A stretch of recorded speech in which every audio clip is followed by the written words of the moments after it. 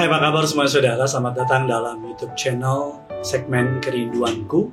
Kami berdoa saudara berada dalam kebaikan, anugerah, dan pertolongan Tuhan. Sebelum saudara memulai hari ini, ada baiknya saudara memulainya bersama dengan Tuhan Yesus. Karena apa yang kita mulai bersama dengan Tuhan akan kita akhiri dengan kemenangan. Sebelum kita masuk lebih dalam, mari sama-sama kita menundukkan kepala, kita bersatu di dalam doa. Betapa hati kami limpah dengan ucapan syukur, ya Tuhan. Kami bersyukur Engkau Allah yang tidak pernah berubah. Engkau Tuhan yang tidak pernah terlambat. Kasih setiamu senantiasa menuntun langkah kami. Kasih setiamu senantiasa menyertai kami. Kami mau siapkan hati kami untuk diberkati oleh kebenaran firman Tuhan. Berbicaralah melalui hamba-Mu, sebab kami siap untuk mendengarnya. Bahkan kami menolak segala rancangan-rancangan. Berkati sepanjang hari ini, agar ada damai sejahtera yang melampaui akal pikiran manusia, limpah dalam hati kami dan menguatkan kehidupan kami. Hanya di dalam nama Tuhan Yesus kami berdoa dan mengucap syukur. Amin. Ini kita akan belajar dengan judul tema melewati badai bersama Tuhan Yesus. Seringkali dalam hidup ini, season atau musim atau cuaca kita nggak bisa duga. Kadang panas, kadang teduh, tiba-tiba langsung ada hujan yang dengan derasnya. Belakangan ini ketika syuting ini di-take, saudara, Jakarta sedang mengalami banyak banjir di beberapa daerah. Dan kita nggak pernah tahu, ada beberapa orang tulis, lagi enak-enak tiba-tiba air masuk ke dalam rumah. Nah, badai yang seperti itu saja membuat kita kaget, apalagi badai kehidupan. Mungkin tiba-tiba ekonomimu mengalami tantangan, mungkin tiba-tiba kesehatanmu mengalami tantangan, atau bahkan mungkin tiba-tiba kehidupanmu mengalami tantangan. Mengapa Tuhan membiarkan badai terjadi? Lalu bagaimana seharusnya sikap dan iman kita dalam menghadapinya? Yang pertama kita belajar dari Yesus, murid-muridnya, dan badai. Injil Lukas 8 ayat 22-25. Pada suatu hari Yesus naik ke dalam perahu bersama-sama dengan murid-muridnya. Dan ia berkata kepada mereka, marilah kita bertolak ke seberang danau. Lalu bertolaklah mereka. Dan ketika mereka sedang berlayar, Yesus tertidur. Sekonyong-konyong turunlah taufan ke danau, sehingga perahu itu kemasukan air, dan mereka berada dalam bahaya. Maka datanglah murid-muridnya membangunkan dia, katanya, Guru, Guru, kita binasa. Ia pun bangun, lalu menghardik angin dan air yang mengamuk itu. Dan angin dan air itu pun reda, dan danau itu pun menjadi teduh. Lalu katanya kepada mereka, di manakah kepercayaanmu? Maka takutlah mereka dan heran. Lalu berkatalah seorang kepada yang lain, siapa gerangan orang ini sehingga ia memberi perintah kepada angin dan air dan mereka taat kepadanya. Lukas 8, 22-25. Hadirnya badai dalam perjalanan murid-murid dengan Yesus bukan berarti ketidakhadiran Tuhan, bukan berarti Tuhan tidak peduli. Mungkin kelihatannya Tuhan di dalam buritan sedang tertidur, kelihatannya dia tidak peduli. Tapi sesungguhnya kalau dia nggak peduli, dia nggak akan ikut ke dalam badai. Dia tertidur karena dia tahu bahwa badai di bawah kuasanya. Danau Genesaret atau yang biasa disebut dengan Danau Galilea adalah sebuah danau berisi air tawar yang lebarnya 21 km pada sisi terpanjang dan 13 km pada sisi terlebar. Danau ini terkenal dengan badainya yang cukup hebat dan sayangnya seringkali suka datang tiba-tiba.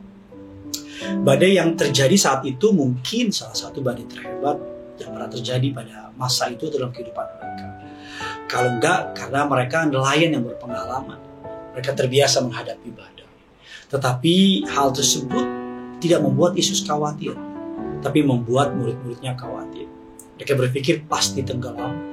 Mereka berpikir nggak bisa selamat, makanya mereka membangunkan Yesus. Saya suka banget sebuah kutipan yang bilang yang membangunkan Yesus bukan badai, tapi teriakan murid-murid. Yang membuat Yesus bangun itu bukan karena takut. Yesus tertidur di tengah badai. Kita perlu belajar seni rest atau beristirahat di tengah keadaan tidak baik. Gak semua yang kita pikirkan itu perlu dipikirkan. Gak semua omongan orang itu perlu masuk dalam hati kita dan membuat kita khawatir. Nah, saudara sudah menyerahkan sama Tuhan, tidur dan percaya Tuhan menyertai saudara. Makanya Markus 4, 35-41 ayat yang paralel dengan peristiwa ini bilang gini, Guru, engkau tidak peduli kalau kita binasa. Jadi mereka berteriak bukan karena beriman, tapi teriakan ini dibumbui dengan sebuah keputusasaan, dibumbui dengan sebuah tuduhan bahwa Tuhan gak peduli. Rasa-rasanya murid-muridnya mengalami apa yang kita alami hari ini. Seakan-akan kayaknya Tuhan doesn't care, kayaknya Tuhan gak peduli. Tapi kenyataannya bahwa di tengah badai Tuhan ada. Justru ketuhanannya nyata di tengah badai. Yang kedua, badai Tuhan izinkan terjadi karena Tuhan melihat kita sanggup. Saat murid-muridnya Yesus berusaha keras mengikuti Yesus, dan saat mereka berlayar dengan Yesus, ketika merasa tenang dalam badai gak mungkin datang, tiba-tiba all of a sudden badai menyerang mereka sehingga iman mereka terguncang. Seperti murid-murid Yesus pada masa itu. Mungkin hari ini kita juga mengalami itu. Lagi enak-enak hidup, tiba-tiba ada badai yang menyergap kita, mengguncang zona nyaman kita, mengguncang iman kita. Sehingga kita berpikir, kayaknya gue gak kuat lagi deh. Kayaknya gue gak sanggup lagi deh. Dan kita menjadi kesal karena doa udah, serahin udah. Tapi kok keadaan gak berubah ya? Nah itu yang perlu saudara alami. Bahkan mungkin kita berpikir, Tuhan peduli gak sih? Tuhan tuh ada gak sih? Pertanyaannya itu menjadi pertanyaan yang paling kita tanya. Jawabannya adalah tentu saja Tuhan peduli. Tapi Yesus juga beriman bahwa kita bisa melewati badai tersebut. Makanya kita mengatakan pencobaan-pencobaan yang kamu alami tidak melebihi kekuatan kamu.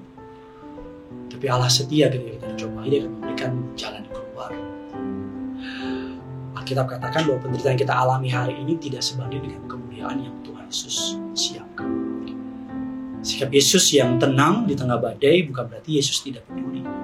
Tapi bukti bahwa imannya, bahwa Dia sanggup, Dia percaya murid-muridnya bisa melewati badai tersebut. Setelah Yesus menenangkan badai, makanya Dia bertanya, di manakah iman percayamu?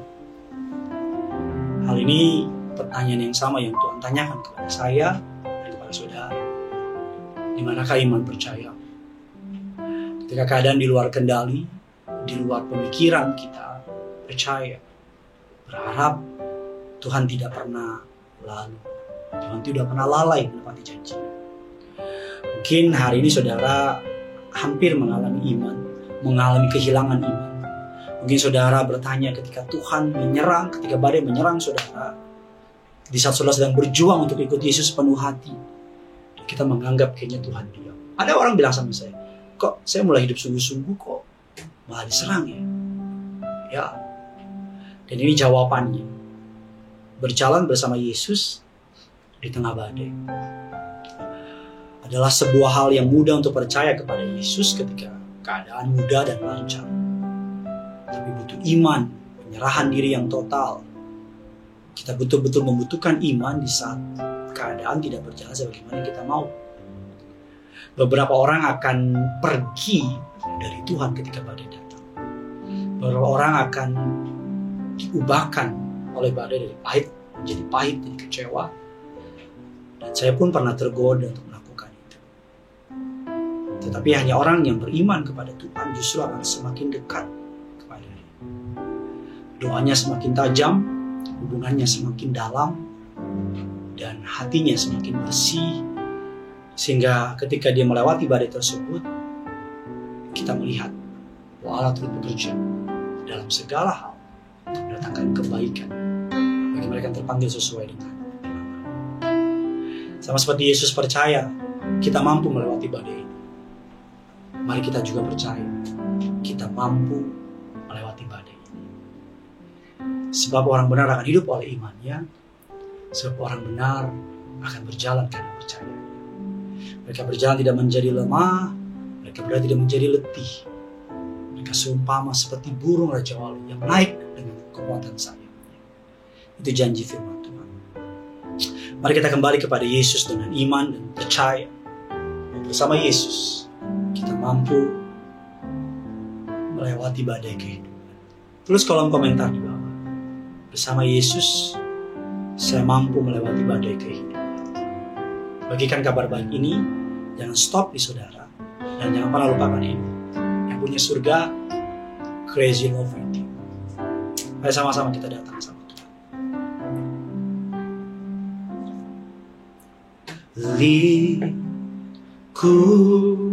Likupiku dengan sayap, naungiku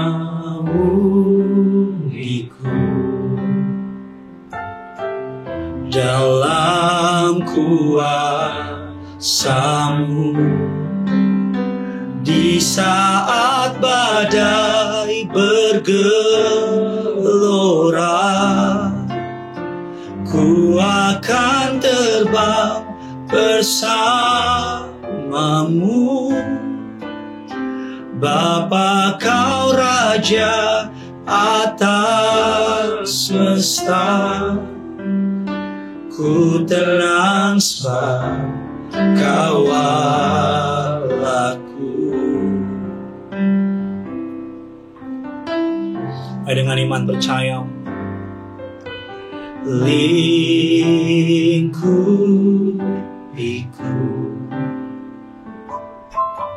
dengan sayap-Mu, naungiku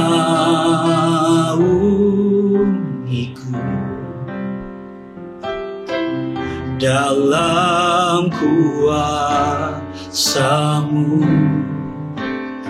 Di saat badai bergelora, ku akan terbang bersama-Mu. Bapa, Kau Raja atas semesta, ku tenang sebab Kau Allahku. Di saat badai bergelora, ku akan terbang bersama-Mu. Bapa, Kau Raja atas semesta,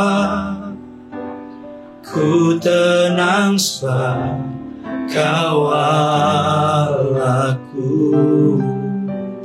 Ku tenang sebab Kau Allahku. Ku tenang sebab Kau Allahku.